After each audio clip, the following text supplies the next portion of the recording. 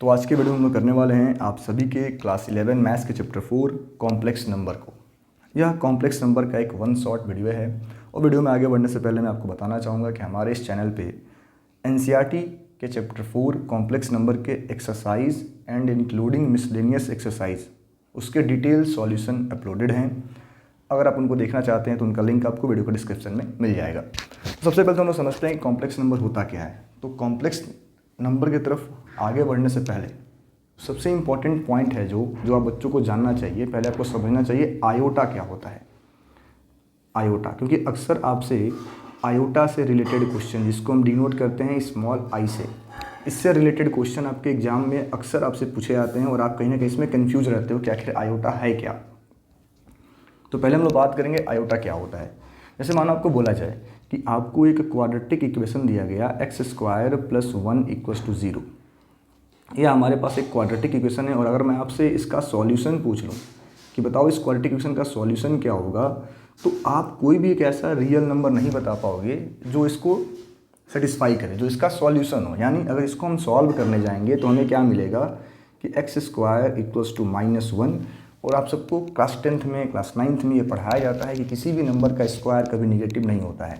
यानी आप x के प्लेस पे कोई भी नंबर पुट कर लो, निगेटिव तो आने वाला नहीं है। तो यानी हम अगर x² को सिंप्लीफाई करना चाहें तो x = क्या मिलेगा, √(-1). और जो आपका √(-1) है, इसी को नाम दिया गया आयोटा। क्या नाम दिया गया, आयोटा। यह एक इमेजिनरी नंबर है, यानी आयोटा का मतलब होता है √(-1). तो जैसे ही मैथमेटिशियंस ने आयोटा को इंट्रोड्यूस किया, आयोटा को डिस्कवर कर लिया, तो जो भी आपके क्वेश्चंस हैं लाइक x² + 5 = 0, x² + 16 = 0, इनके सॉल्यूशन आना पॉसिबल हो गया। ठीक है, तो ये थोड़ी सी बात थी आयोटा के बारे में। आयोटा का मतलब सिंपली क्या होता है, आयोटा का मतलब आप सिंपली जान लो कि √(-1). यानी अगर हम आयोटा स्क्वायर कर दें तो इसका होल स्क्वायर करोगे, √(-1) का होल स्क्वायर करोगे, क्या आ जाएगा आपके पास, -1 आ जाएगा। तो आयोटा स्क्वायर क्या होता है, -1। देन अगर हम आयोटा क्यूब करें तो आपके पास क्या आ जाएगा, इसको आप क्या लिख पाओगे, iota square into iota. Iota square होता है आपका -1, यानी आपका आ जाएगा माइनस आयोटा। और आयोटा का पावर 4, आयोटा का पावर 4 आपका होता है 1। क्यों 1 हो जाएगा कि आयोट्स को आप लिख पाओगे iota square into iota square, यानी -1 इंटू -1 का मल्टीप्लिकेशन क्या आ गया, +1। तो ये आपको 4 पॉइंट अच्छे से याद रखने हैं कि आयोटा का वैल्यू होता है √(-1), आयोटा स्क्वायर होता है -1, आयोटा क्यूब आपका होता है माइनस आयोटा, और आयोटा का पावर 4 आपका होता है 1।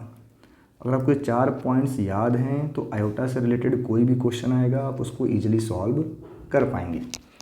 ये तो आयोटा के बारे में जानकारी थी। मानो आपसे बोला जाए कि आपको पता करना है आयोटा 23 का वैल्यू क्या होगा, तो जब भी ऐसा क्वेश्चन आए सिंपली आपको क्या करना है, जो इसका पावर दे रखा है उसको आप 4 से कर दो डिवाइड। तो 4 × 5 = 20।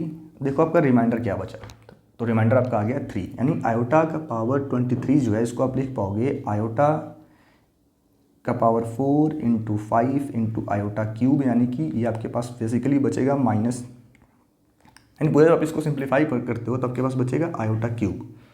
और आयोटा क्यूब क्या होता है, माइनस आयोटा के इक्वल। यानी जब भी आयोटा के बहुत बड़े पावर्स दिए जाएं तो उसको आप डिवाइड कर दो 4 से, और जो रिमाइंडर आया है उसी को आप लिख दो। मानो आपको बोला जाए आयोटा का पावर 65, तो 4 से डिवाइड कर दो 65 को। 4 के टेबल में 65 आपका 64 होता है, 16 टाइम्स में रिमाइंडर आ गया 1। क्या आ गया, 1। तो बेसिकली आपका ये आयोटा का पावर 1 बन जाएगा। क्या बन जाएगा, आयोटा का पावर 1। डायरेक्ट आपको मैं बता रहा हूँ, जो रिमाइंडर आपका बचा उसी को लिख दो। ठीक है, तो आयोटा वाले क्वेश्चन आप ऐसे सॉल्व करते हो, तो मेरे ख्याल से यहाँ तक आपको आयोटा तो समझ में आ गया होगा क्या होता है। चलो आगे बढ़ते हैं, हम लोग जानते हैं कॉम्प्लेक्स नंबर क्या होता है। ठीक है, क्योंकि आपका एक वन शॉट वीडियो है तो ज़्यादा डिटेल में हम लोग बात नहीं करेंगे। ठीक है, चलो फिर आगे बढ़ते हैं, कॉम्प्लेक्स नंबर हमारा क्या होता है। तो कॉम्प्लेक्स नंबर और कुछ एक और इम्पॉर्टेंट नोट मैं यहाँ पर लिखना चाहूँगा ताकि जो आपके एग्ज़ाम में आपका हेल्प करेंगे, कहीं पे भी iota square plus iota cube plus iota का पावर 4 दिया जाए तो इसका आंसर क्या होगा, एक बार आप लोग देख लो। आयोटा के प्लेस पे आप आयोटा लिख पाओगे, आयोटा स्क्वायर आपका -1 होगा, आयोटा क्यूब आपका माइनस आयोटा होगा, आयोटा 4 आपका 1 होगा। यानी कहीं पर अगर कॉन्जिक्यूटिव पावर्स आ जाए 1 2 3 4 तो उसकी वैल्यू होती है 0। ये इंपॉर्टेंट नोट है, इसको आप लिख लो कि कहीं भी अगर आपको आयोटा के 4 कॉन्जिक्यूटिव पावर्स को ऐड करना हो उसका आंसर क्या आएगा, 0 आएगा। इसका आंसर क्या आएगा, 0 आएगा बच्चों। तो ये आपके आयोटा के बारे में जानकारी थी कि जो कभी भी आपको आयोटा के 4 कॉन्जिक्यूटिव पावर्स ऐड करने हो उनका आंसर क्या होगा, 0 होगा। ठीक है, चलो फिर आगे बढ़ते हैं। अब हम जानते हैं कॉम्प्लेक्स नंबर क्या होता है। कोई भी number, any number in the form of a plus iota b, any number in the form of a plus iota b, इसको बोला गया complex number where a and b are real numbers, तो इनको आप नोट डाउन करते चलें। कोई भी नंबर जो आपको इस फॉर्म का दिखेगा a plus iota b form का, जहाँ पे a और b आपके क्या होंगे, रियल नंबर्स होंगे, उनको बोला गया कॉम्प्लेक्स नंबर। जहाँ पे a और b किससे बिलोंग करेंगे, a and b belongs to r। ठीक है, अब यहाँ पे जो आपका a होता है जिसके साथ आयोटा नहीं लिखा है, a को हम लोग बोलते हैं रियल पार्ट। क्या बोलते हैं, रियल पार्ट। और b को आप लोग बोलते हो इमेजिनरी पार्ट। ठीक है, b क्या है आपका, इमेजिनरी पार्ट। तो कभी भी आपसे कोई भी पूछ ले कि कोई भी आपको अगर एक कॉम्प्लेक्स नंबर दिया गया, मान लो हम आप लोग एग्जांपल लेते हैं यहाँ पे कि हमारे पास एक कॉम्प्लेक्स नंबर है 2 + 3 आयोटा, 2 + 3 आयोटा। ठीक है, फिर 2 + आयोटा 3 लिख लो, आपकी मर्जी है। ठीक है, तो जो यहाँ पे 2 है वो आपका है रियल पार्ट, 2 आपका ये रियल पार्ट है। क्या है, रियल पार्ट। और जो 3 आपका, इसको आप बोलोगे इमेजिनरी पार्ट। ठीक है, तो मेरे ख्याल से यहाँ तक आप बच्चों का क्लियर होगा कि जब भी आपको 2 कॉम्प्लेक्स नंबर दिए जाएं तो जो बिना आयोटा वाला है वो रियल पार्ट है, जो आयोटा के साथ है वो इमेजिनरी पार्ट है। अब देखो जो भी आपके नंबर्स हैं, लाइक कोई एक नंबर आपको दिया गया, मानो आपको बोला गया 2, तो 2 भी हमारा एक कॉम्प्लेक्स नंबर है। अब ये कैसे कॉम्प्लेक्स नंबर है कि हम 2 को क्या लिख सकते हैं, 2 + आयोटा 0, 2 + आयोटा 0। ठीक है, तो ये भी हमारा एक कॉम्प्लेक्स नंबर है। अगर आपको कहीं पे ऐसा दिख जाए -3 आयोटा, तो भी हमारा कॉम्प्लेक्स नंबर है, क्योंकि यहाँ पे जो रियल पार्ट है वो मान लो आपका 0 है। ठीक है, तो अगर सिंगल्स नंबर दिख रहे हैं तो भी आपके कॉम्प्लेक्स नंबर में ही कंसीडर किए जाएंगे। यानी अगर बोला जाए कि इस नंबर सिस्टम में सबसे बड़ा नंबर कौन सा है, तो रियल नंबर से बड़ा आपका कॉम्प्लेक्स नंबर होता है। कॉम्प्लेक्स नंबर सबको इंक्लूड कर लेता है। ठीक है, तो मेरे ख्याल से आप बच्चों को यहाँ तक क्लियर हो गया होगा। कोई भी नंबर जो a + आयोटा b फॉर्म का होगा उसको बोला जाता है कॉम्प्लेक्स नंबर। चलो दिन आगे चलते हैं हम लोग। अब कॉम्प्लेक्स नंबर को हमें कि कॉम्प्लेक्स नंबर्स के हमें इंपॉर्टेंट प्रॉपर्टीज़ को पढ़ना है। अब मान आपसे कोई पूछ रहे कि कॉम्प्लेक्स नंबर को हम कैसे डिनोट करते हैं, तो कॉम्प्लेक्स नंबर्स को चलो मैं कोई लेता हूँ ना, कॉम्प्लेक्स नंबर को जेड से डिनोट किया जाता है। किससे, जेड से डिनोट किया जाता है, किया जाता है। ठीक है, कॉम्प्लेक्स नंबर किससे डिनोट किया जाता है, स्मॉल जेड। ठीक है, कॉम्प्लेक्स नंबर आप कहीं भी आपको कॉम्प्लेक्स नंबर लिखा हुआ दिखेगा तो कुछ ऐसा दिखेगा कि z = में a + आयोटा b। ठीक है, तो z क्या रिप्रेजेंट करता है, कॉम्प्लेक्स नंबर। ठीक है, z = आ गया a + आयोटा b, z से आप डिनोट करते हो किसको, कॉम्प्लेक्स नंबर को। अब हमें यहाँ पे कुछ इंपॉर्टेंट प्रॉपर्टीज़ पढ़नी है कॉम्प्लेक्स नंबर का। पहला प्रॉपर्टी है कि मानो टॉपिक आपका है अलजेब्रा ऑफ कॉम्प्लेक्स नंबर। आपको एनसीईआरटी बुक जब आप अपनी ओपन करोगे तो आपको उसमें दिख जाएगा अलजेब्रा ऑफ कॉम्प्लेक्स नंबर। तो वहाँ पे जो पहला प्रॉपर्टी हमें पढ़ना है addition of complex number, addition of complex numbers. यानी अगर आपको बोला जाए कि आपको 2 कॉम्प्लेक्स नंबर्स को आपस में ऐड करना है तो कैसे ऐड करेंगे। तो मान लो आपका पहला कॉम्प्लेक्स नंबर Z1 है a + आयोटा b, एंड दूसरा कॉम्प्लेक्स नंबर आपका Z2 है c + आयोटा d। ये 2 कॉम्प्लेक्स नंबर आपके पास हैं। Z1 आपके पास है a + आयोटा b और Z2 आपके पास है c + आयोटा d। और आपको बोला जाए कि इन 2 कॉम्प्लेक्स नंबर्स को हमें ऐड करना है। तो हम लोग कैसे ऐड कर रहे होंगे कि Z1 + Z2 ये किसके इक्वल हो जाएगा कि simply a + iota b + c + iota d। यानी सिंपली आपको क्या करना है, यहाँ पे कि रियल पार्ट को रियल में ऐड कर देना है। यानी a आपका c में ऐड हो जाएगा, a + c, and imaginary part आपका b d में ऐड हो जाएगा, b + d।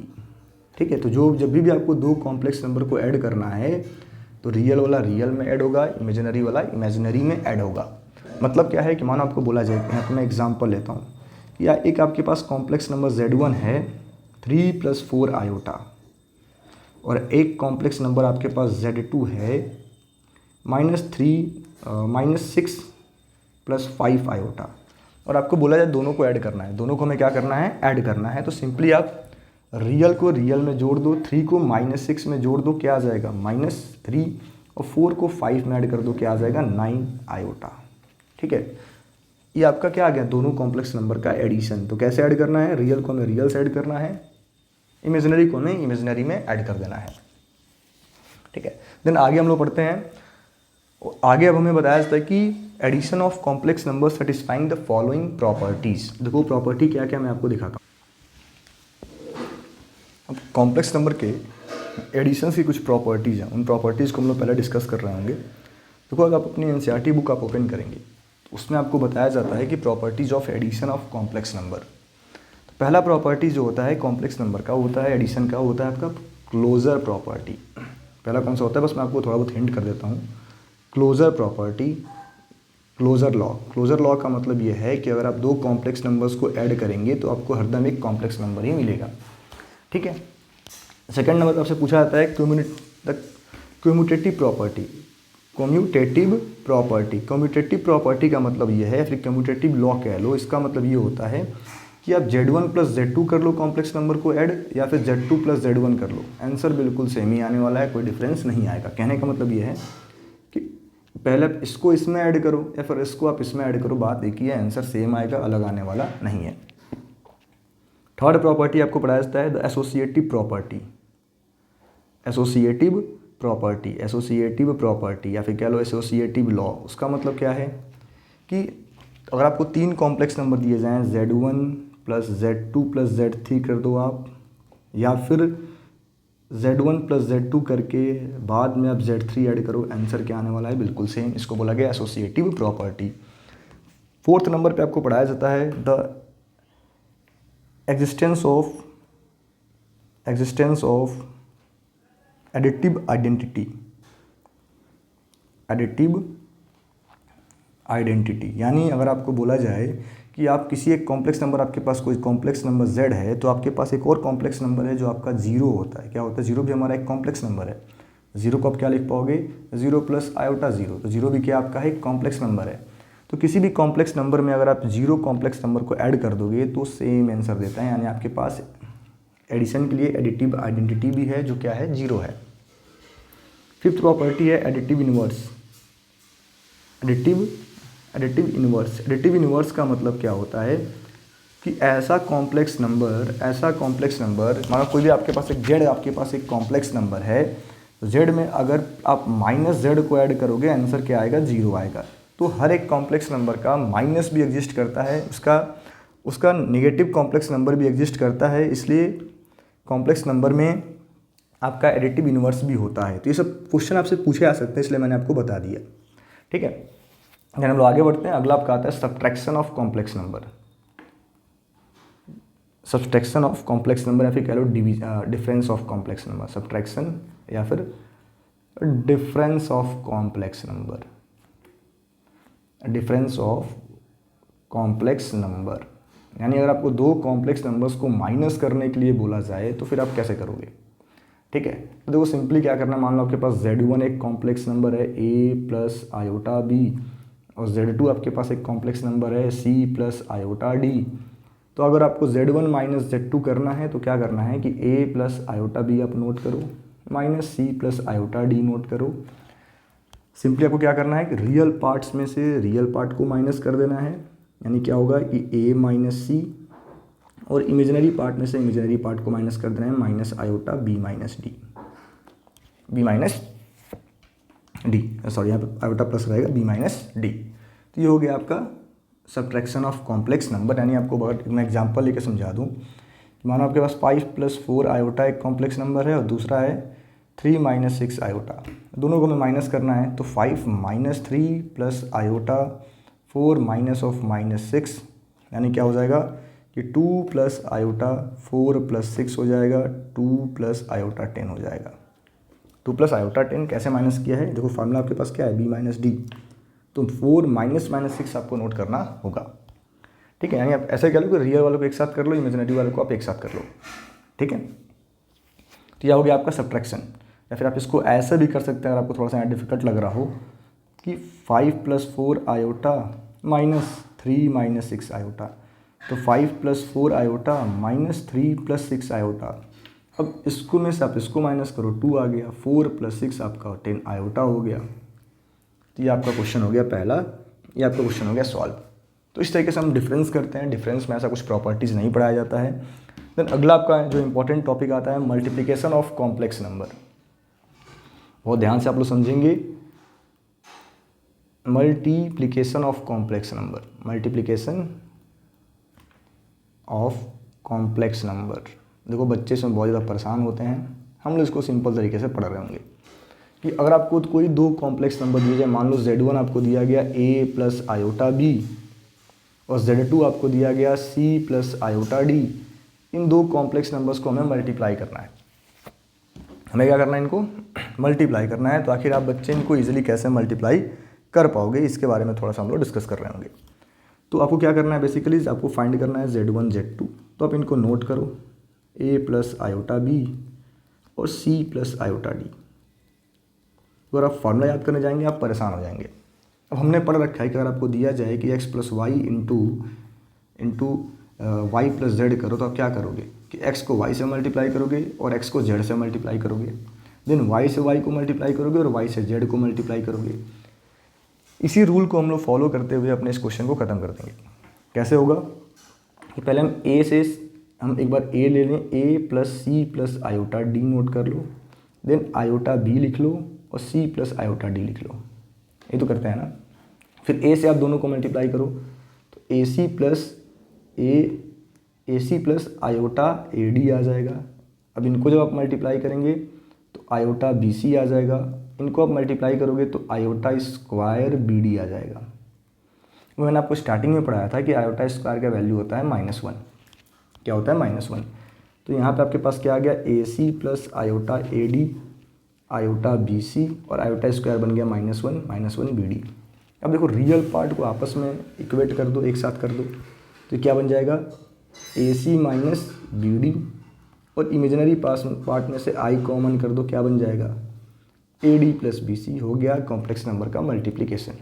तो इस तरीके से आपको मल्टीप्लाई करना है, कुछ और करने की ज़रूरत नहीं है, बहुत ज़्यादा फार्मूला याद करने की ज़रूरत नहीं है। इनका कॉम्प्लेक्स नंबर्स का मल्टीप्लिकेशन इस प्रोसेस से होता है। तो मेरे ख्याल से आपको यहाँ तक समझ में आ रहा होगा। ठीक है, देन चलो मैं एक क्वेश्चन करके भी दिखाता हूँ। मानो आपको क्वेश्चन दिया जाए, हम लोग एनसीईआरटी का एग्जाम्पल ले लेते हैं। मानो आपको एक कॉम्प्लेक्स नंबर दिया गया 3 प्लस आयोटा 5, इसका हमें मल्टीप्लाई करना है किससे, 2 प्लस आयोटा 6 से। तो अगर आप फार्मूला याद करेंगे तो परेशान होने वाले हैं, डायरेक्ट मल्टीप्लाई करो। 3 लिख लो यहाँ पे, 3 plus 2 plus iota 6 plus iota 5 ले लो आप, 2 प्लस आयोटा 6 लिख दो, मल्टीप्लाई करो। 3 2 जा 6, 3 इंटू 6 प्लस 18 आयोटा, 5 2 जा 10 तो माइनस आयोटा 10 हो गया और प्लस आयोटा स्क्वायर 30 आ गया। 5 इंटू 6 क्या होता है, 30। अब सिंप्लीफाई करो तो 6, अब देखो यहाँ पे आयोटा आयोटा दोनों में, तो इनको हम ऐड करके आयोटा 28 लिख सकते हैं। और आयोटा स्क्वायर मैंने आपको क्या बताया होता है, -1, तो आ गया -30। और जब आप 6 में से 30 को माइनस करोगे तो -24 प्लस आयोटा 28, ये आपका हो गया आंसर। ये आपका हो गया आंसर। इस तरीके से आप दो कॉम्प्लेक्स नंबर्स को मल्टीप्लाई कर सकते हैं। अब इनका भी कुछ अपना प्रॉपर्टी है कि जो कॉम्प्लेक्स नंबर होता है वो क्या फॉलो करता है आपका। पहला प्रॉपर्टी कॉम्प्लेक्स नंबर में भी होता है क्लोजर प्रॉपर्टी, कि दो कॉम्प्लेक्स नंबर को आप मल्टीप्लाई करोगे आपको हरदम एक कॉम्प्लेक्स नंबर मिलेगा। सेकेंड नंबर पे आपका आता है क्यूम्यूटेटिव लॉ। कोम्यूटेटिव लॉ यानी दो कॉम्प्लेक्स नंबर को अगर आप मल्टीप्लाई करोगे तो आप चाहे Z1 इंटू Z2 कर लो या फिर Z2 इंटू Z1 करो, आंसर सेम आने वाला है, डिफरेंट नहीं आएगा। थर्ड नंबर पे आपका आता है एसोसिएटिव लॉ। क्या आता है आपका, थर्ड नंबर पे आपका आएगा again associative law. Third number पे क्या आता है, एसोसिएटिव लॉ। एसोसिएटिव लॉ में आपको क्या बताया जाता है कि अब Z1 associative law, associative law इसका मतलब क्या है कि आप Z1 इंटू Z2 करके Z3 कर दो या फिर Z1 इंटू Z2 Z3 कर लो, आंसर सेम आने वाला है। अब जो इंपॉर्टेंट प्रॉपर्टी है फोर्थ नंबर पे कि मल्टीप्लिकेटिव आइडेंटिटी, मल्टीप्लिकेटिव आइडेंटिटी मैं थोड़ा डिटेल में आप लोगों को पढ़ाना चाह रहा था। मल्टीप्लिकेटिव आइडेंटिटी, मल्टीप्लिकेटिव आइडेंटिटी का मतलब क्या है कि कोई भी कॉम्प्लेक्स नंबर अगर आपको दिया जाए, मान लो आपके पास Z एक कॉम्प्लेक्स नंबर है, तो आपके पास 1 एक ऐसा कॉम्प्लेक्स नंबर है कि अगर आप 1 जो नंबर है 1, देखो 1 कॉम्प्लेक्स नंबर क्यों है, क्योंकि आप 1 को लिख सकते हो 1 प्लस आयोटा 0। तो 1 से आप किसी भी कॉम्प्लेक्स नंबर को मल्टीप्लाई करोगे तो Z ही आता है, तो 1 is the multiplicative identity for every complex number. Then fifth property आपका आता है मल्टीप्लिकेटिव इनवर्स। क्या होता है, मल्टीप्लिकेटिव इनवर्स। मल्टीप्लिकेटिव इनवर्स का मतलब क्या है कि कोई भी कॉम्प्लेक्स नंबर आपको दिया गया है Z, ठीक है, तो उसका 1/Z भी एग्जिस्ट करता है। क्या एग्जिस्ट करता है, 1/Z, और दोनों को आप मल्टीप्लाई कर दोगे तो आंसर क्या आ जाएगा 1। क्या आ जाएगा 1, ठीक है। तो हर एक कॉम्प्लेक्स नंबर का मल्टीप्लिकेटिव इनवर्स भी होता है, जिसको हम लोग आगे थोड़ा सा और डिटेल में डिस्कस कर रहे होंगे। देन 6 नंबर पे आपका है डिस्ट्रीब्यूटिव प्रॉपर्टी। मतलब यह है कि Z1 प्लस Z2 लिखा है, तो इसको आप Z into Z1 plus Z into Z2 भी कर पाओगे, ठीक है। या फिर आपको अगर ऐसा लिख के दिया जाए Z1 प्लस Z2, बाद में Z दिया गया है, तो भी आप इसको Z1 प्लस Z2 लिख पाओगे। आंसर आपका बिल्कुल क्या आने वाला है, सेम आने वाला है, ठीक है। देन अगला आपका लॉ है, मेरे ख्याल से वीडियो थोड़ा लंबा हो रहा है फिर भी, division of complex number. Division of complex number, अगला आपको पढ़ना है डिवीजन ऑफ कॉम्प्लेक्स नंबर्स। मतलब क्या है, कैसे करेंगे हम डिवीजन। माना आपको एक कॉम्प्लेक्स नंबर दिया गया Z1 A plus iota B, और दूसरा कॉम्प्लेक्स नंबर आपको दिया गया Z2 C plus iota D। आपको बोला गया फाइंड करो आप Z1/Z2। तो ऐसे क्वेश्चंस को हमें कैसे करना होता है, तो देखो इसको हम लोग समझते हैं एक एग्जांपल लेकर के, ठीक है। यानी आपको बेसिकली करना है A plus iota B divided by C plus iota D। देखो अगर मैं आपको A और B के टर्म में बताऊंगा, हो सकता है थोड़ा सा आप कन्फ्यूज हो जाओ, इसके लिए मैं एक एग्जांपल लेता हूँ, NCERT का एग्जांपल लेता हूँ। माना आपके पास दो कॉम्प्लेक्स नंबर्स हैं, Z1 आपका है कितना दे रखा है 6 प्लस 3 आयोटा, और Z2 आपको दिया है 2 माइनस आयोटा, और आपको फाइंड करना है Z1/Z2। तो हम बेसिकली क्या कर सकते हैं, 6 प्लस 3 आयोटा अपॉन में 2 माइनस आयोटा आपको दिया गया है। तो देखो आप सबने पढ़ा होगा, जब आपको क्वेश्चन ऐसा दिया जाता था आपके स्कूल में क्लास 10th में, क्लास 9th में, कि मानो आपको दिया गया कि 3 plus root 2 divided by root 3 plus root 2, तो आप बच्चे क्या करते थे, तो आप क्या करते थे, इसको रेशनलाइज करते थे। रेशनलाइज का मतलब क्या है कि डिनोमिनेटर का हम साइन चेंज करके न्यूमरेटर और डिनोमिनेटर दोनों को मल्टीप्लाई करते थे। मेरे ख्याल से आप बच्चों को थोड़ा बहुत याद आ रहा होगा, यही तो हम लोग कर रहे थे ना।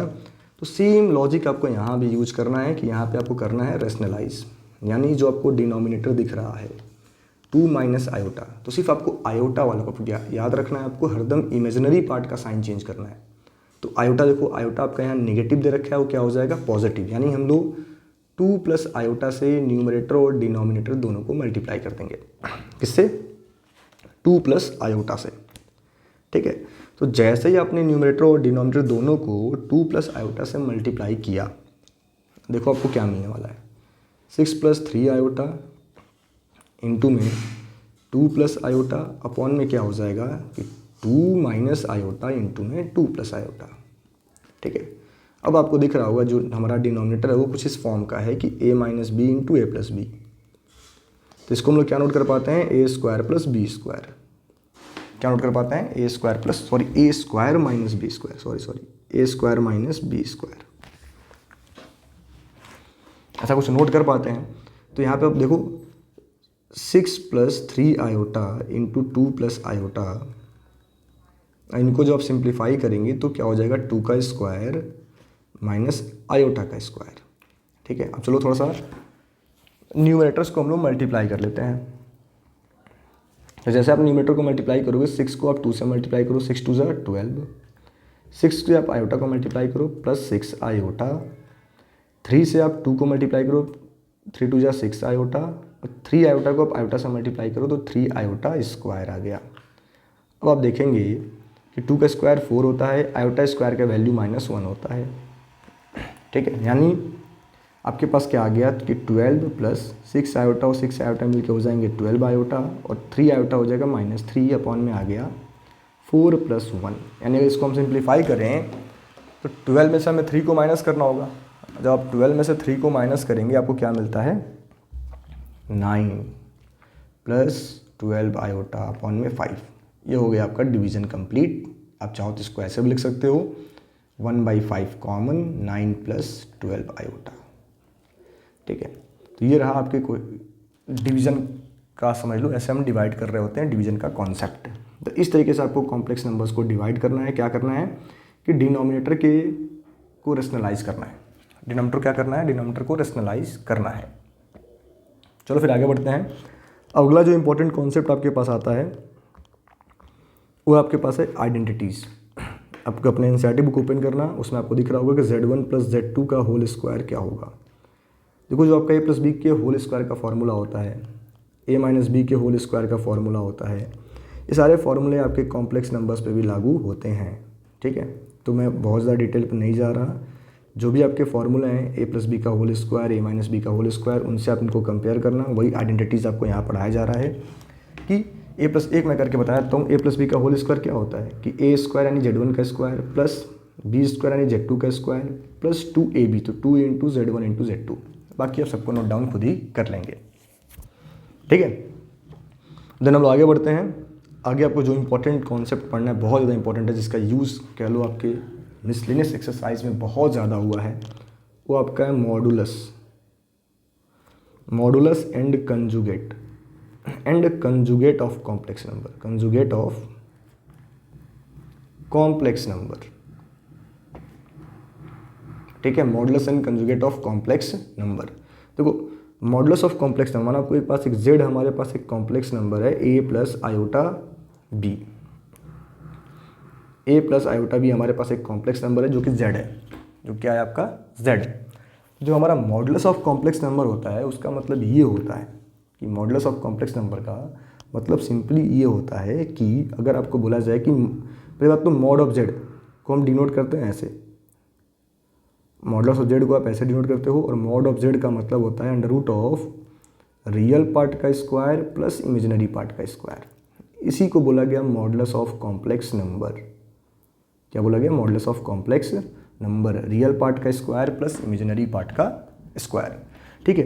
कैसे आप डिनोट कर रहे होते हो, मॉड ऑफ z, इसको बोला जाता है मॉडुलस ऑफ कॉम्प्लेक्स नंबर, जो कि आपका होता है √ a² + b²। मानो आपको बोला जाए कोई कॉम्प्लेक्स नंबर आपके पास z है, 5 - 3 बेटा, आपको बोला जाए मॉड ऑफ z फाइंड करो, तो सिंपली आपको क्या करना है 5 का स्क्वायर प्लस -3 का स्क्वायर, यानी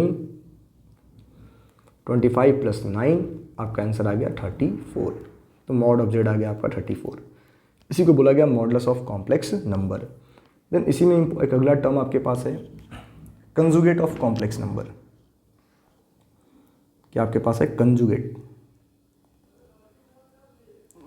of complex number. Conjugate of complex number, इसका मतलब क्या होता है? मेरे ख्याल से मॉडुलस तो आप लोगों को समझ में आ गया होगा। अब हमें समझना है कंजुगेट ऑफ कॉम्प्लेक्स नंबर क्या होता है। तो देखो पहली बात तो मानो आपको z एक कॉम्प्लेक्स नंबर दिया गया a + आयोटा b, ठीक है। तो कंजुगेट को हम डिनोट करते हैं ऐसे z पे बार, इसको बोला जाता है कंजुगेट ऑफ कॉम्प्लेक्स नंबर। और इसका मतलब ये होता है कि आपको जो आपका इमेजिनरी पार्ट है उसका साइन चेंज करना है, यानी a - iota b is the conjugate of z, ठीक है। तो ये आपका क्या आ गया, कंजुगेट ऑफ कॉम्प्लेक्स नंबर। क्या आ गया, कंजुगेट ऑफ कॉम्प्लेक्स नंबर, ठीक है। मेरे ख्याल से आप बच्चों को यहाँ समझ में आ रहा होगा। जैसे एग्जाम्पल अगर लिया जाए कि कोई आपके पास कॉम्प्लेक्स नंबर है 2 + 3 आयोटा, तो इसका कंजुगेट क्या होगा 2 - 3 आयोटा। ये आपका z था तो ये आपका z कंजुगेट आ गया, ठीक है। याद रखना है साइन किसका चेंज करना है, इमेजिनरी पार्ट का। रियल पार्ट का नहीं, किसका साइन चेंज करना है, इमेजिनरी पार्ट का। मानो आपको मैं एक और एग्जांपल देता हूँ, 2 - 3 आयोटा आपके पास एक कॉम्प्लेक्स नंबर है, तो इसका z कंजुगेट क्या होगा, -3 + 3 आयोटा। ओनली इमेजिनरी पार्ट का साइन चेंज करना है, इसको बोला गया conjugate of a complex number. अब एक मोस्ट इंपॉर्टेंट प्रॉपर्टी है जो आपको याद रखना है कि z × z कंजुगेट ये आपका होता है मॉड ऑफ z का स्क्वायर। z × z कंजुगेट कहीं भी लिखा जाए उसका मतलब है मॉड ऑफ z का स्क्वायर। ठीक है, अब ऐसा क्यों हो रहा है कि मानो a + आयोटा b हमारा कॉम्प्लेक्स नंबर है, इसको हम अगर इसके कंजुगेट से मल्टीप्लाई कर देंगे तो हमें क्या मिलने वाला है कि a² + आयोटा b का होल स्क्वायर, यानी a² - आयोटा² b²। आयोटा स्क्वायर होता है आपका -1, तो a² + b² आ गया, क्या आ गया, a² + b² आ गया। और इसका मॉड क्या होता है, मॉड ऑफ z क्या होगा कि √(a² + b²), यानी अगर इसका हम होल स्क्वायर कर दें, मॉड ऑफ z का स्क्वायर कर दें तो हमें क्या मिलेगा कि √(a² + b² का होल स्क्वायर, ये किसके इक्वल होगा, a² + b²। तो आप देख सकते हैं ऐसे आपस में इक्वल हो रहा है, मैंने बस थोड़ा सा इसको एक्सप्लेन किया है। ठीक है, तो बेसिकली बस आपको याद ये रखना है कि z × z कंजुगेट कहीं भी दिया जाए तो मॉड ऑफ z² होता है, क्या होता है आपका, मॉड ऑफ z²। देखो वन शॉट वीडियो मैं चाहता तो 20 मिनट का भी बना सकता था, बट उसमें आप डिटेल में समझ नहीं पाते। यहाँ पे आपको हो सकता है थोड़ा सा डिटेल में समझने को मौका मिलेगा, आप क्वेश्चन ईजिली कर पाओगे। ठीक है, तो ये कुछ प्रॉपर्टीज़ हैं। अब दिन हम आगे बढ़ते हैं, और पहला इंपॉर्टेंट प्रॉपर्टी जो आपके एनसीईआरटी बुक में पढ़ाया जाता है कि z × z2 का मॉडुलस ये किसके इक्वल होगा, कि mod of z1 × mod of z2, यानी दो कॉम्प्लेक्स नंबर को मल्टीप्लाई करके मॉडुलस निकालो या अलग अलग आप मॉडुलस फाइंड करो, आंसर सेम आने वाला है। मॉड ऑफ z1/z2 ये किसके इक्वल होगा, मॉड ऑफ z1 अपॉन में मॉड ऑफ z2 के। ठीक है, थर्ड प्रॉपर्टी है कि z1 × z2 का कंजुगेट इक्वल आपका होता है z1 कंजुगेट × z2 कंजुगेट। ठीक है, फोर्थ नंबर पे जो प्रॉपर्टी है कि z1 ± z2 का कंजुगेट ये आपका इक्वल होगा z1 कंजुगेट ± z2 कंजुगेट के, यानी उनको आप ऐड करके कंजुगेट निकालो या अलग अलग निकाल के ऐड कर लो, बात सेम ही आने वाली है। ऐसे ही आपको दिया जा रहा है फिफ्थ नंबर पे कि z1/z2 का होल कंजुगेट आपका इक्वल होता है conjugate of z1 conjugate of z2। ठीक है, तो ये प्रॉपर्टीज़ हैं जहाँ पे कंडीशन क्या है कि z2 ≠ 0, डिनोमिनेटर 0 नहीं होना चाहिए। तो ये आपका conjugate and modulus of complex number का प्रॉपर्टी है, मेरे ख्याल से आप बच्चों को समझ में आ रहा होगा। देन आगे बढ़ते हैं हम लोग, और अगला जो हमारा है टॉपिक, आखिरी टॉपिक कह लो इस एक्सरसाइज का, Argand plane and polar form. Argand plane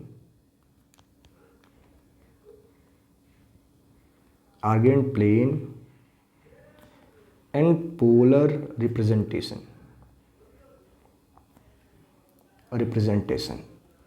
ठीक है, इसका मतलब क्या है, Argand plane and polar representation, इसका मतलब आखिर क्या होता है। देखो अब सबने पढ़ा होगा, मानो आपको पढ़ाया था नहीं, हमारा ये एक्स एक्सिस होता है, ये हमारे पास वाई एक्सिस होता है, ऐसा कुछ। ठीक है, ये आपका ये vertical horizontal line x axis है, वर्टिकल लाइन आपका वाई एक्सिस है। ठीक है, तो इसको हम लोग बोलते हैं कार्टेशियन प्लेन। जब इसी प्लेन पे आप कॉम्प्लेक्स नंबर को रिप्रेजेंट करते हो तो उसको बोला जाता है आर्गेंट प्लेन। क्या बोला जाता है, आर्गेंट प्लेन। ठीक है, जो हमारा एक्स एक्सिस इसको हम बोलते हैं रियल एक्सिस। क्या बोलते हैं, एक्स एक्सिस को आप बोलोगे रियल एक्सिस, और वाई एक्सिस को आप बोलोगे इमेजिनरी एक्सिस। जो आपका एक्स एक्सिस है वो क्या बन जाता है, रियल एक्सिस, और जो आपका वाई एक्सिस है उसको बोला जाता है इमेजिनरी एक्सिस। इमेजिनरी एक्सिस यानी मानो आपके पास कोई एक कॉम्प्लेक्स नंबर है, मान लेते हैं हमारे पास एक कॉम्प्लेक्स नंबर z है जो कुछ ऐसा है x + आयोटा y। तो अगर इसको हमें आर्गेंट प्लेन में रिप्रेजेंट करना है तो हम लोग एक पॉइंट P मार्क कर लेंगे यहाँ पे। जो आपका ये x है यानी रियल एक्सिस, ये पॉइंट आपका x हो जाएगा और ये पॉइंट आपका y हो जाएगा। यानी बेसिकली आप जैसे कोऑर्डिनेट ज्योमेट्री में पढ़ते हो ना कि मानो आपको कोई पॉइंट दिया जाए x, y रिप्रेजेंट करने के लिए, वैसे आप इसको रिप्रेजेंट कर दो। ठीक है, मानो कोई आपको कॉम्प्लेक्स नंबर दिया गया z2 + 4 आयोटा, तो आर्गेंट प्लेन में कहाँ बनेगा, जहाँ पे पॉइंट 2, 4 बनेगा। जैसे आप पहले ड्रॉ कर रहे थे वैसे ही ड्रॉ करना है कि एक्स एक्सिस पे हमें 2 यूनिट डिस्टेंस लेना है, वाई एक्सिस पे हमें 4 यूनिट डिस्टेंस लेना है। ठीक है, तो ये आपका होता है आर्गेंट प्लेन में किसी भी कॉम्प्लेक्स नंबर का रिप्रेजेंटेशन। अब अगर मैं इसको इससे ज्वाइन कर दूँ, मान लो आपका ये पॉइंट क्या है, ये आपका जो पॉइंट है उसको हम लोग क्या मान लेते हैं कि पॉइंट हमारा ओ है। अब अगर मैं इसको इससे ज्वाइन कर दूं तो जो आपका ओपी का लेंथ है ये आपका होता है मॉडुलस ऑफ कॉम्प्लेक्स नंबर। क्या होता है? मॉडुलस ऑफ कॉम्प्लेक्स नंबर जो आपका होगा under root of X square plus Y square. ठीक है, अब थोड़ा सा इसको हम लोग अगर कुछ इस पर कंस्ट्रक्शन कर लें, इसको मैं ऐसे ड्रॉ कर दूं। मान लो आपका ये m है, तो ये डिस्टेंस आपका हो गया x यूनिट, ये डिस्टेंस आपका हो गया y यूनिट। ठीक है, x और y। और positive direction of x axis से जो हमारा कॉम्प्लेक्स नंबर एंगल बना रहा है इसको हम लोग मानो रिप्रेजेंट करते हैं थीटा। क्या रिप्रेजेंट करते हैं? थीटा। और जो आपका थीटा है इसी को बोला गया argument, argument of complex number, argument of complex number. क्या बोला गया? आर्गुमेंट ऑफ कॉम्प्लेक्स नंबर जो कि आपका होता है थीटा। क्या होता है? Theta. Argument of Z, argument of Z आप ऐसे लिख सकते हो किसके इक्वल आएगा? थीटा के। थीटा मतलब जो कि positive direction of x axis से आपका जो कॉम्प्लेक्स नंबर है वो एंगल बना रहा है, उसको बोला गया आर्गुमेंट ऑफ कॉम्प्लेक्स नंबर। थोड़ा सा एनसीईआरटी से थोड़ा सा हट रहा है ये, लेकिन आप लोग समझ जाएंगे मेरे ख्याल से। ठीक है, तो अगर मानो कोई कॉम्प्लेक्स नंबर आपको दिया जाए जो इस फॉर्म का है, z इक्वल्स टू आपको दिया जाए कि x माइनस आयोटा वाई है, तो किस क्वाड्रेंट में आएगा? x आपका पॉजिटिव फर्स्ट क्वाड्रेंट में है और y नेगेटिव आपका फोर्थ क्वाड्रेंट में, तो कहाँ आ जाएगा? फोर्थ क्वाड्रेंट में आएगा। ठीक है, इसी तरह कोई आपका कॉम्प्लेक्स नंबर है minus X plus iota Y, तो ये आपका सेकंड क्वाड्रेंट में बनेगा। अगर दोनों के दोनों नेगेटिव हैं तो आपका थर्ड क्वाड्रेंट में बनेगा। तो हर एक क्वाड्रेंट का आर्गुमेंट आपका अलग अलग होता है। कैसे हमें निकालना है? कैसे निकालना है कि अगर आपका कॉम्प्लेक्स नंबर, ठीक है, थोड़ा सा और इसको हम डिटेल में समझ लेंगे।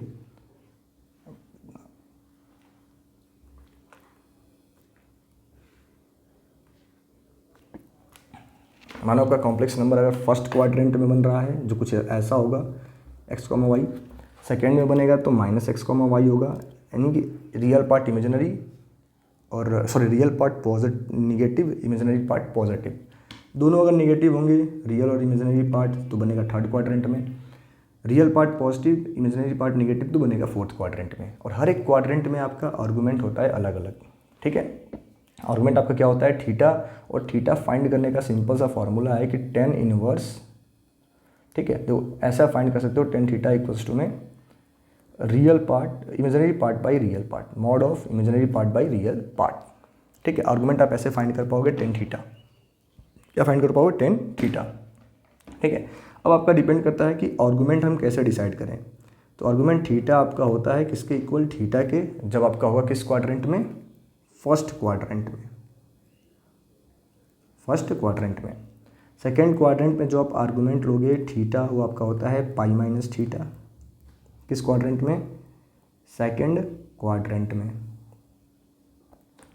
थर्ड क्वाड्रेंट में जो आपका आर्गुमेंट आएगा आर्गुमेंट ऑफ जेड, ये सब यहाँ जेड लिखा हुआ है, sorry, argument of Z, argument of Z, argument of Z.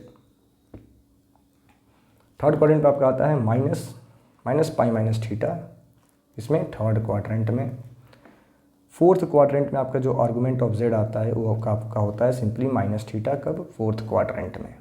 ठीक है, एक एग्जांपल एक मैं आपको समझा दूं कि मानो आपको बोला जाए कि कोई हमारे पास एक कॉम्प्लेक्स नंबर है जेड 2 - 3 आयोटा, तो इसका आर्गुमेंट ऑफ जेड बताओ क्या होगा। तो पहला काम आप क्या करेंगे? सबसे पहले आप करोगे थीटा फाइंड। तो टेन थीटा मैंने क्या बताया आपको फाइंड करने का तरीका कि imaginary part by real part, mod of imaginary part by real part. तो यहाँ से आप थीटा निकालोगे। थोड़ा सा मैं एक इजी एग्जांपल लेता हूँ, थोड़ा सा रुको।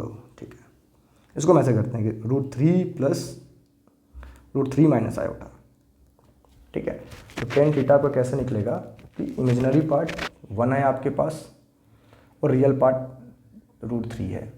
ठीक है, तो टेन थीटा आ गया आपका 1/√3, और 1/√3 किसकी वैल्यू होती है? 10 पाई बाई 6 की 10 30 डिग्री की। तो थीटा क्या आ गया आपका? 30 डिग्री आ गया। तो आपका थीटा तो निकल चुका है, लेकिन आपका काम यहीं पे ख़त्म नहीं हुआ। अब आपको डिसाइड करना है कि किस क्वाड्रेंट में है, किस क्वाड्रेंट में है। तो देखो, real part positive, imaginary part negative, मतलब फोर्थ क्वाड्रेंट। किस में है? फोर्थ क्वाड्रेंट में। तो फोर्थ क्वाड्रेंट में थीटा आर्गुमेंट क्या होता है आपका? Minus theta. क्या होता है? माइनस थीटा, यानी इसका आर्गुमेंट क्या होगा? -π/6। हो गया क्वेश्चन आपका सॉल्व। ठीक है, तो इस तरीके से हम आर्गुमेंट निकाल रहे होते हैं। अगला जो आपका है polar representation, polar representation. Polar representation का मतलब क्या है कि कोई भी कॉम्प्लेक्स नंबर z दिया गया है a प्लस आयोटा b, और मानो अगर आपको बोला जाए कि इसका आर्गूमेंट है थीटा, आर्गूमेंट ऑफ z क्या है थीटा, और आपको बोला जाए कि हमें z का पोलर रिप्रेजेंटेशन लिखना है तो उसको हम ऐसे लिखते हैं z इक्वल्स टू में mod of z cos theta plus iota sine theta. इसी को बोला गया पोलर रिप्रेजेंटेशन। आपके बुक में हो सकता है ऐसा दिख रहा हो कि r इंटू में cos theta plus iota sine theta.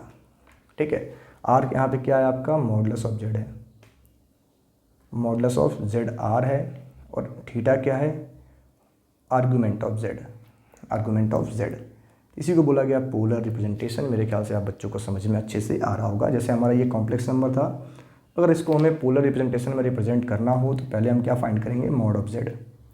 तो मॉड ऑफ z क्या हो जाएगा कि मॉड ऑफ √3 माइनस आयोटा, जो कि आपका निकलता है अंडर रूट ऑफ √3 का स्क्वायर प्लस 1 का स्क्वायर, यानी 3 + 1 जो कि आपका आ गया स्क्वायर रूट ऑफ 4 जो कि होता है 2।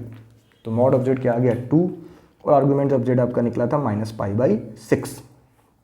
तो क्या हो जाएगा z इक्वल्स टू में 2 cos -π/6 प्लस आयोटा साइन -π/6, यानी इसको आप लिख पाओगे 2 इंटू में, देखो cos माइनस थीटा होता है cos theta, 2 cos π/6, sine minus theta होता है माइनस साइन थीटा, तो माइनस आयोटा साइन π/6। तो ये हो गया आपके z का पोलर रिप्रेजेंटेशन। तो आशा करते हैं आप बच्चों को यहाँ तक जो भी मैंने चीज़ें बताई हैं काफ़ी अच्छे से समझ में आया होगा। Thank you.